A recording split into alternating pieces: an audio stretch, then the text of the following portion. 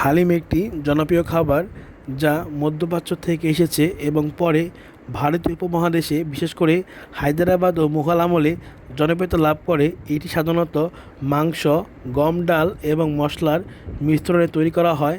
হালিমের উৎপত্তি হারিস নামের একটি মধ্যপ্রাচ্যের খাবারের সাথে সম্পৃক্ত, যা সম্ভবত দশম শতাব্দীর দিকে বাগদাদে কিতাব আল তাবিখ নামের একটি বইয়ে প্রথম নথিভুক্ত করা হয়েছিল।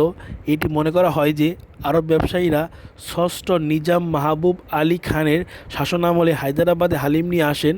সপ্তম নিজাম মীর ওসমান আলী খানের আমলে এটি হায়দ্রাবাদীয় খাবারের একটি অবিচ্ছেদ্য অংশ হয়ে ওঠে।